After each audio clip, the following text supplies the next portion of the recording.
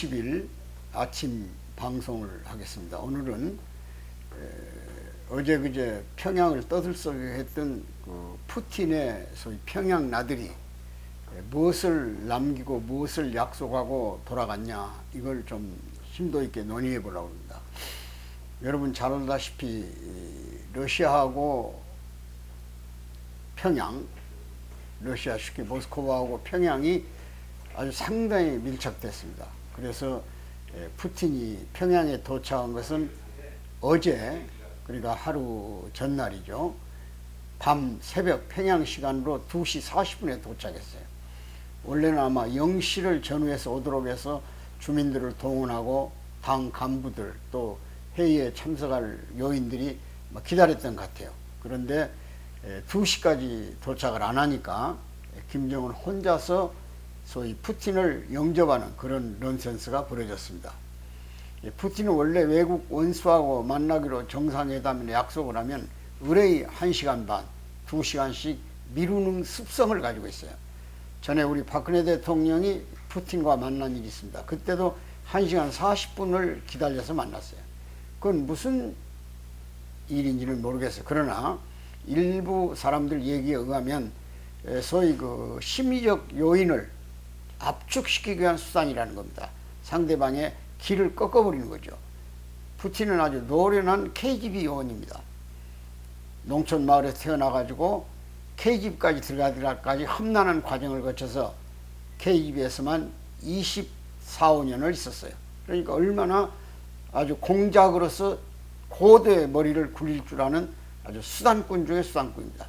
지금 러시아를 최고로 죽을 때까지 독재 정치를 하기 생겼어요. 지난번에도 대통령을 내려와서 임기가 있으니까 메데베스라는 그 국무총리를 대통령으로 앙치고, 그리고 나서 다시 임기가 끝나니까 자기가 대통령이 되고, 이번에까지 연임을 계속해 가는 거예요. 다만 구호는 하나, 소위 위대한 러시아라는 구호입니다.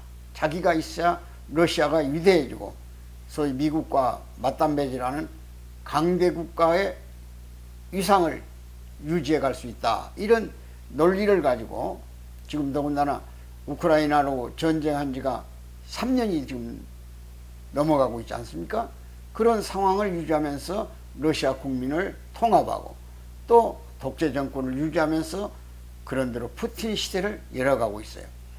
저는 오늘 푸틴 평양 나들이에서 교훈적 가치를 하나 여러분들에게 말씀드리고 싶은 겁니다. 그것이 바로 스탈린 정치를 답습한 푸틴.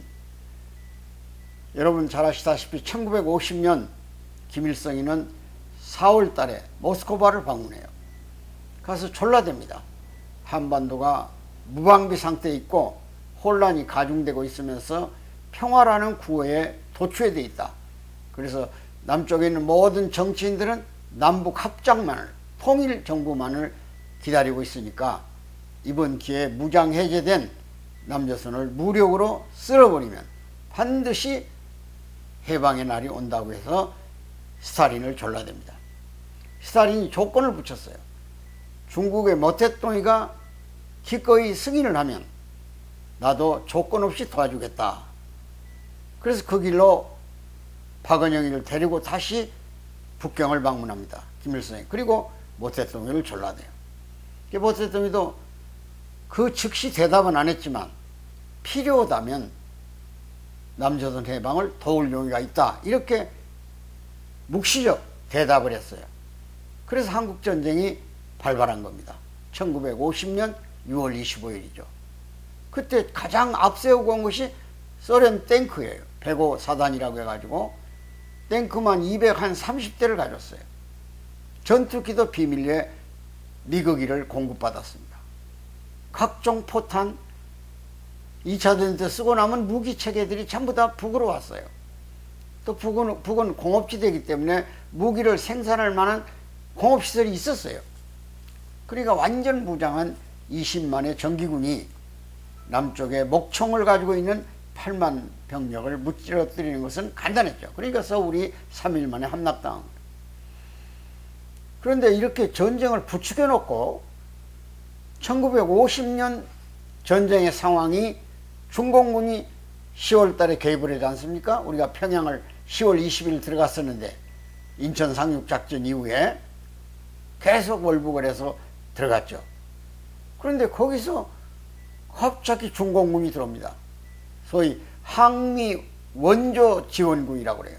중국은 직접 정부가 개입한 게 아니라 의용군들이 모여서 미국과 항쟁하기 위해서 조선 인민을 지원하러 갔다. 항미 원조 지원군들이에요. 인민해방군들이. 그래서 약 30만, 나중에 60만까지 공격을 지원을 합니다. 공격하면서.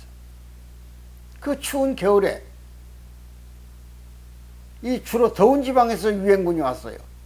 콜롬비아라든지 아르헨티나라든지 멕시코라든지 또 남아공이라든지 전부 다 더운 지방이죠. 호주나 이런 데. 그러니까 그 영하 40도 50도 장진호 전투 못 견딥니다. 전부 다. 왜냐하면 무슨 모든 기계가 다 작동을 안 해요. 얼어붙어 버리니까. 이걸 노린 거예요.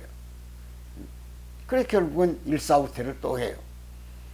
근데 일사후퇴에서 중공군이 본격적 군사 지원을 하고 전쟁의 주도권을 장악하게 되자 스탈린은 한국전쟁을 종식시켜라 이렇게 지령을 내려요. 그래서 휴전회담이 열리게 되는 겁니다.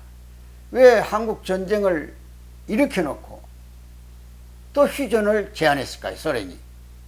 그것은 간단합니다. 한반도의 전략적 가치를 생각할 때 한반도는 소련의 수중에 있어야지 중국의 손에 들어가면 안 된다는 겁니다. 근데 소련은 그 당시에 동유럽 국가를 정벌해가는 과정이기 때문에 힘을 이쪽으로 이동할 수도 없었을 뿐 아니라 전후 폭후가 엄청나게 힘들었어요. 피해가 너무 많았기 때문에. 그러니까 두 개의 전쟁을 못해요, 소련이. 그래서 한국은 전투기하고 탱크만 지원을 해주고 나머지 전체 지상군은 중국이 전쟁을 했다 그런 얘기죠.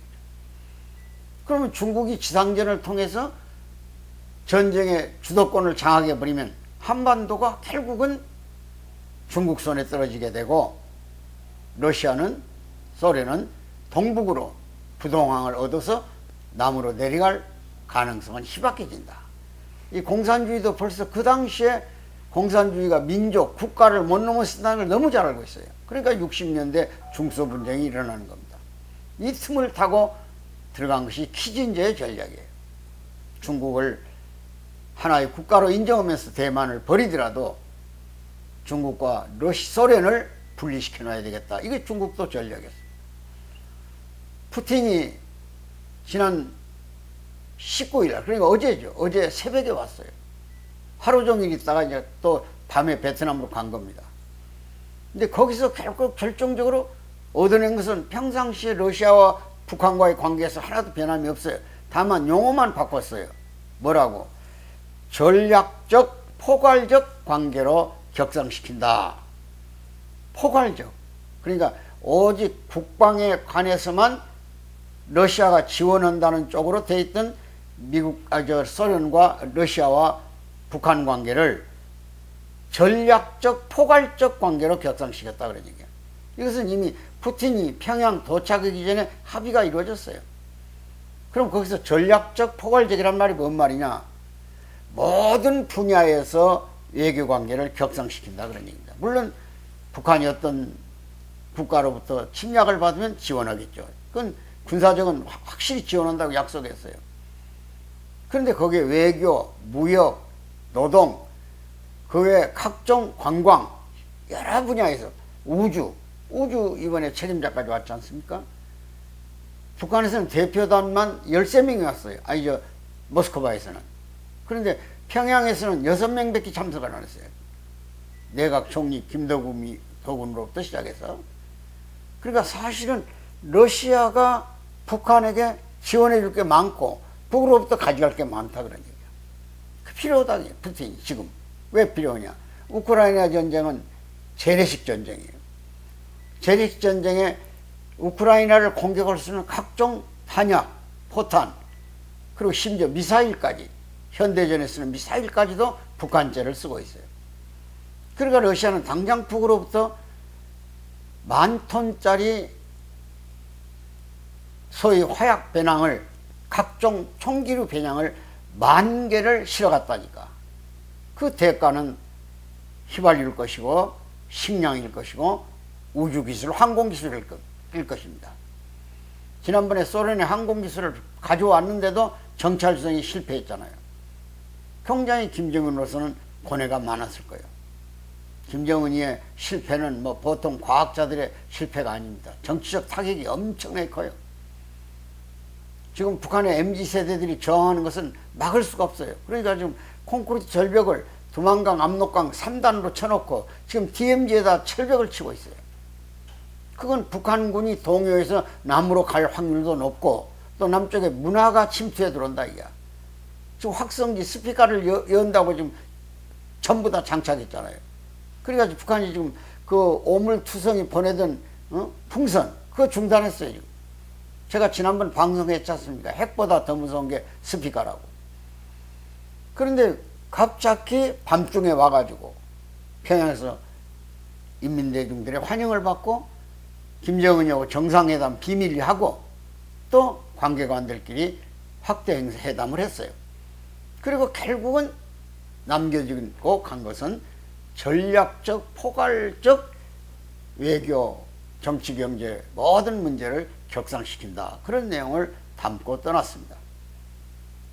아마 북한이 모든 재래식 무기 시스템을 우크라이나 전선에 집어넣기로 약속을 하고 그리고 푸틴은 결정적 시기를 기다릴 때까지 아마 북한의 군사적인 지원부터 시작해서 우주기술까지 각종 심지어 관광까지 고려항공이 브라디보스톡에서 모스크바까지 소위 항로를 개척하는까지 승인했잖아요. 관광객이 한 400명이 들어왔어요. 소련은 아직도 인력이 많이 필요해요. 북한의 노동자가 필요한 거예요. 지금 유엔 제재 때문에 많이 걸림돌이 돼 있죠. 이런 면에서 본다면 중국도 상당히 지금 푸틴이 평양 나들이를 못마땅하게 생각하고 있습니다. 그러니까 같은 날 중국의 외교 국방 전문가들이 서울에서 한인 중일 회담을 했어요. 여러 가지 검토를 했어요. 거기서 중국 대표가 노골적으로 표현했어요. 불편하다고. 푸틴의 평양 나들이가 불편하다고 말이에요. 그리고 상당히 좀 외교적 압력도 넣고 있어요. 그건 뭘 말합니까? 평양을 놓고 러시아하고 중국이 주도권 싸움을 하고 있다 그런 얘기예요. 우리도 외교적인 전략 관계를 높은 수준에서 검토할 겁니다. 그래서 러시아의 관계도 유지를 하되 중국과도 깊은 관계를 유지하면서 북을 고립시켜야 돼요. 그래서 점차 유엔 체제를 확대해 가면서 또 적당한 선에서는 유연한 정책을 쓸 필요가 있어요. 남북이 경색돼 가지고는 얻을 게 없어요. 북한은 김정은이가 정상적인 의식을 갖고 있지 못해요. 지금 대단히 불안합니다. 뭔가 기회를 놓칠 것 같다 그런 얘기예요. 또 중국이 좀 굉장히 외교적 압력을 넣으니까 김정은으로서는 못마땅하죠. 그러지만 어쩔 수 없죠. 좀 러시아하고 밀착할 수밖에. 얻어먹을 때가 그래도 중국보다는 러시아가 많다고 생각하고 있는 거예요. 이런 점에서 우리가 냉철히 비판해 본다면 앞으로 남북관계 기류는 심상치 않습니다. 지금 북한은 헌법에다가 적대국가라는 걸 명시하기 위한 노동당 전원회의를 소집해 놨어요. 아마 극비리에 헌법을 개정할 겁니다. 그래서 민족이라는 개념을 지워버렸어요. 극단적인 수단이죠. 모험이고. 그러나 어떻게 거꾸로 뒤집어 보면 그것이 북한에게 정상국가로 가는 길일 수도 있어요. 왜냐? 동서독 보세요. 72년에 동서독 정상회담을 통해서 상대 국가를 주권이 미치는 지역까지만 우리 영역이다 이렇게 선언해 버리잖아요. 반드시 두 개의 나라로부터 출발했어요. 근데 지금 북한은 아직까지도 남조선 해방, 대남혁명 이런 구호를 가지고 통일이라는 구호 앞에다 해방을 먼저 붙여놨다 이게요. 통일은 가식이에요, 그 사람들에게. 자기들 방식에, 자기들 주체 이론에 의해서 통일돼야 된다는 거예요. 이런 것들을 이제 드디어 김정일이가 깨닫고, 이게 우리 대내 기반이라도 MZ세대들이 사상 안목해 들어갑니다. 뭐 김일성이 신화, 뭐 솔방울로 수류탄 만들었다느니 가랑잎으로 군함 만들었다는 거 안 먹혀 들어갑니다. 정보가 얼마나 지금 발달했습니까? 통신이 얼마나 지금 유연해졌습니까? 북한의 스마트폰 600만 대가 넘었어요. 이 젊은이들 똑똑합니다. 지금 탈북한 애들 죽을 각오로 넘어온 애들 대부분 찾아서 방문해 보면 똑같은 말이 있어요. 꿈을 찾아서 왔다는 거예요. 꿈을. 이제 배고파서 온 게 아니에요. 꿈을 찾아서 왔다는 거예요. 남쪽에 가야만 자기들의 꿈꿨던 이상을 실현할 수 있다고 판단했기 때문에 온다는 거예요. 이게 달라진 거예요. 지금 고급 관리들도 외교관들 할 것 없이 극도의 지금 남쪽에 지향을 하고 있고 탈북자가 많아요. 과학기술자도 넘어왔어요. 우주기술자도. 영광급들이 지금 수없이 넘어옵니다. 그런데 일부 안 밝히고 있어요.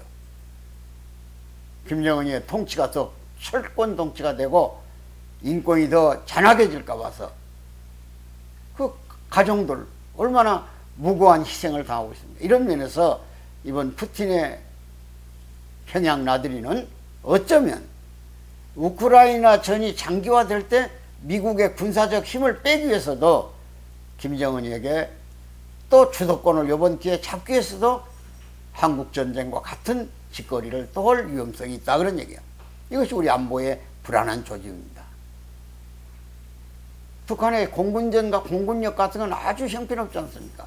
근데 거기를 강화시켜가지고 최신형 전투기로 보강하거나 평양에다가 소위 병기창을 만들어가지고 전투기 제작 기술을 전수할 가능성도 있어요. 이런 점에서 김정은이 같은 무모한 자가 이런 어려운 때를 이용해서 미국의 힘이 분산될 때를 이용해서 도발할 가능성이 있으니까 철저하게 안보의식과 그러나 평화를 지향하는 우리들의 자세를 늦추지 말고 굳건하게 지키면서 북과 남이 새로운 통일 방안을 찾아서 접근해가는 우리 동족의 개념을 확대해가는 그런 계기가 되기를 바라면서 오늘 방송 마무리 짓습니다. 대단히 감사합니다.